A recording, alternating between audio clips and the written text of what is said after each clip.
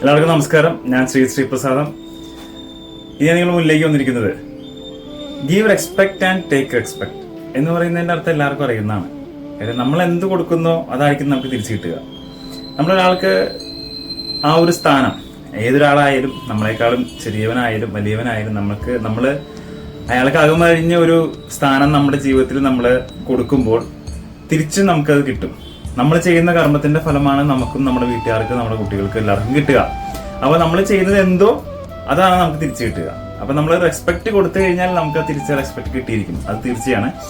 അതുപോലെ തന്നെയാണ് കരിങ്കാലിയെ കുറിച്ച് പലരും ചോദിക്കുന്ന സംശയങ്ങൾ എന്ന് പറയുന്നത് ഞാൻ പല വീഡിയോകളിലും പറഞ്ഞിട്ടുണ്ടെങ്കിൽ തന്നെയും, രാത്രി കാലങ്ങളിൽ കരിങ്കാലി ഉപയോഗിക്കാമോ, കരിങ്കാലി എങ്ങനെ ക്ലെൻസ് ചെയ്യാം, അല്ലെങ്കിൽ എങ്ങനെ എനർജൈസ് ചെയ്യാം, നോൺ വെജ് കഴിക്കുമ്പോൾ കരിങ്കാലി ഉപയോഗിക്കാമോ എന്നുള്ളതെല്ലാം സാധാരണക്കായി എല്ലാവർക്കും വരുന്ന ഒരു സംശയമാണ്.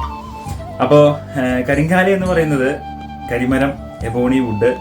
അപ്പോൾ അതൊരു നാച്ചുറൽ ആയിട്ടുള്ളൊരു പ്രൊഡക്റ്റാണ്.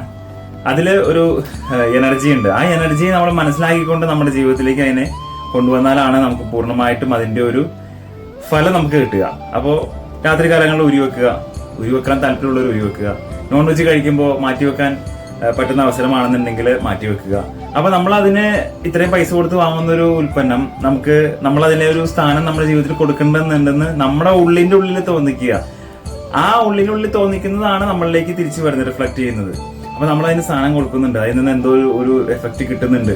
അതുകൊണ്ടാണ് അത് നമ്മുടെ പല ജീവിതചര്യകളിലും ജീവിത കർമ്മങ്ങളിലും തൊഴിൽപരമായിട്ടും ആരോഗ്യപരമായിട്ടും എല്ലാ കാര്യങ്ങളിലും നമുക്കത് ബന്ധപ്പെടുത്താൻ പറ്റും. നോൺ വെജ് കഴിക്കുന്നവർ ഇത് മാലയിട്ടിട്ട് നോൺ വെജ് കഴിക്കുന്നവരുണ്ട്, കഴിക്കാത്തവരുണ്ട്. രാത്രി കാലങ്ങളിൽ ഉരി വെക്കുന്നവരുണ്ട്, ഉരി വെക്കാത്തവരുണ്ട്. പിന്നെ ശുദ്ധിപ്പെടുത്തുന്നത് കഞ്ഞിവെള്ളത്തിലാവോ, പാൽവെള്ളത്തിലാവാം, നാൽപ്പാമര പൊടി കലക്കിയ വെള്ളത്തിലാവാം. അതൊരു 4 മണിക്കൂർ ഇട്ട് വെക്കുക, അല്ലെങ്കിൽ 1 to 4 hours ഇട്ട് വെക്കുക, നല്ല വെള്ളത്തിൽ കഴുകുക. പിന്നെ ഇതെന്ന് പറഞ്ഞു കഴിഞ്ഞാൽ ഒരു വുഡാണ്, മരമാണ്. നമ്മുടെ വീട്ടിലൊക്കെ ഫർണിച്ചർ നമ്മൾ പോളിഷ് ചെയ്തിടാറുള്ള പോലെ തന്നെ ഇതിനൊരു പോളിഷ്നെസ് വേണം, ഇല്ലെന്നുണ്ടെങ്കിൽ ഇതിനൊരു നരപ്പ് വരാനുള്ള സാധ്യതയുണ്ട്.